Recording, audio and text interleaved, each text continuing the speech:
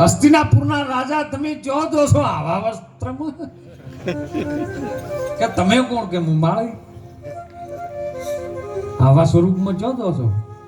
કે મને સહદેવે એક યુક્તિ બતાવી છે અને મારે વજ્રનો બનવું છે મારી માં પાસે હું જાઉં છું કે ગોડા નાના હોય એટલી ઘડા જવાય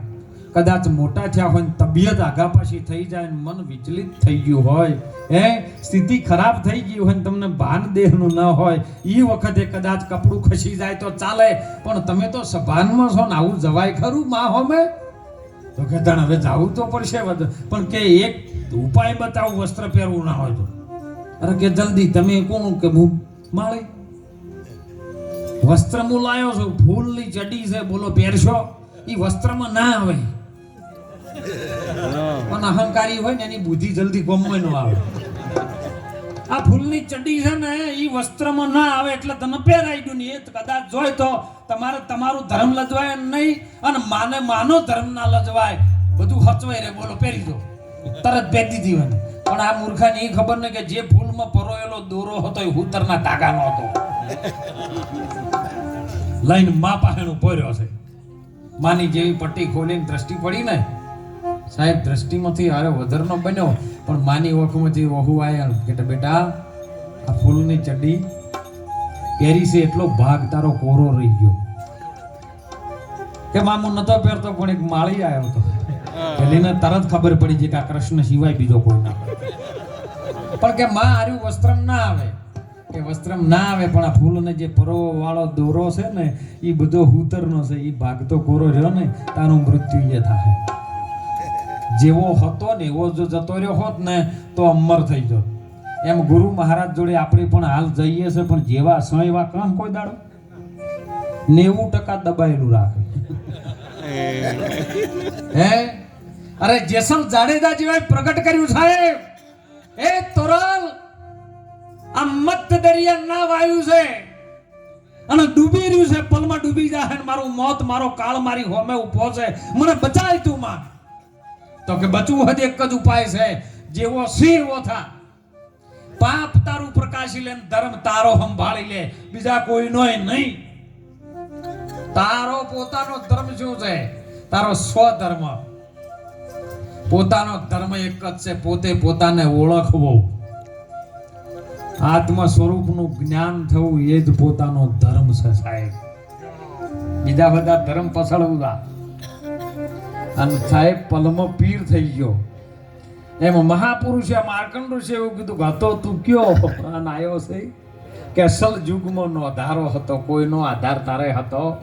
કારણ કે બધું જગત બ્રહ્માંડ 21 બ્રહ્માંડની અંદર જીવ જંતુથી માંડી અને સાહેબ હર કોઈ એના આધારી હતું એને કોઈનો આધાર એવો પરમ તત્વ પરમેશ્વર જેને આપણે સદગુરુ પરમાત્મા કહીએ છીએ એ પરમાત્માને કોઈનો આધાર નહીં બધાને એનો આધાર ખરો પણ એને કોઈનો આધાર નતો 50 કરોડમાં પાણી નિરંજન હતા નિરાકાર નીર આકાર નીર વત્તા અંજન નિર્મય જેનું અંજન થઈ શકે કારણ કે એક બૂંદ જો મોય નાખો ને માતા પિતાના જે કર્મ થાય એમાંથી એક બૂંદ પડે ને એમાં હજારો પ્રકારના શુક્રાણુ હોય એમાં એક તત્વનું અંદર કદાચ બૂંદ પડે ને એમાંથી 3.5 કિલોની કાયા બને હજારો બીજ હોય વડના એક ટેટામાં હજારો બીજ હોય હજારો વડલા હોય પણ જે વિનાશ પકડે ને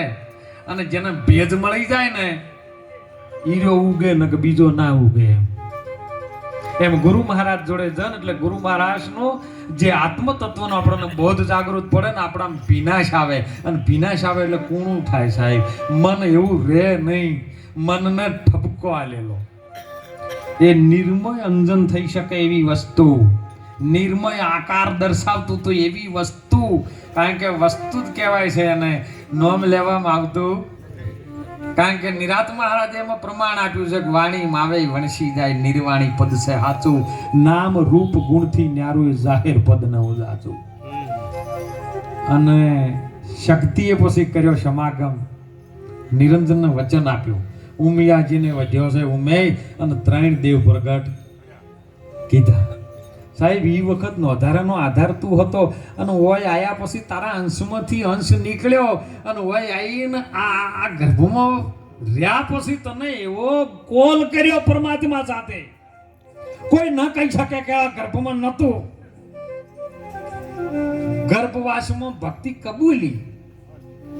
બહાર આવીને ગયો. જો નુગરા તો તેમાં કહેવામાં આવે, કારણ કે જેમ બોલ્યા હતા ને ભૂલી ગયા. ગુરુ મહારાજ પરમાત્મા જોડે બોલ કરેલો હતો કે હે પ્રભુ, આમાંથી મને છોડ, તારું ભજન કર્યું, બીજું કોઈના શેઠા નહીં ખોતરું, કોઈની આગા પાછી નહીં કરું, કોઈના વિયાજો નહીં આલું. કોઈ અહીં શું મોડ્યું કહો? હે આ બધો કોલ કર્યો, તારા ભજન સિવાય બીજું કાંઈ નહીં કરું. અને બહાર આવીને ભૂલી જાય એટલે સંતોએ કીધું છે કે આ નુગરો છે. એક નુગરાપણું ત્યો કર્યું. અને કદાચ ગુરુ ધારણ દેહ કર્યા પછી અને ગુરુ મળ્યા હોય ને તોય જો કદાચ ગુરુના ઘરમાં ન રહે ને તો એ મહાનુગરો છે. અને એટલે સંતો આપણને જાગૃત કરે સાહેબ. કયો હતો તો એ હતો. અને તું હોય આયા પછી ગર્ભવાસમાં ભક્તિ કબૂલી, બહાર આવીને ગયો ભૂલી. 84 નું વ્યાજ વધી ગયું, દેવામાં ગયો તું ડૂલી. યાદ છે તને, યાદ છે સૌને જગતમાં, એકવાર બધી યાદ છે. ચેતી શકાય તો ચેતી જાજો, નહીતર ખાતામાં મોટી. આ ખાતામાં જે ખાતું ખોલાવો ને એમાં જો કદાચ તમારો લેવડ દેવડ ના થાય, તમારે બેંકમાં અવર જવર ના થાય તો ખાતું ડિલેટ થઈ જાય, કોઈ ન રહે. કારણ કે ખરો બપોરનો સમય હતો, ઉનાળાનો ભળભળતો તડકો લેણ લાગેલી પેલી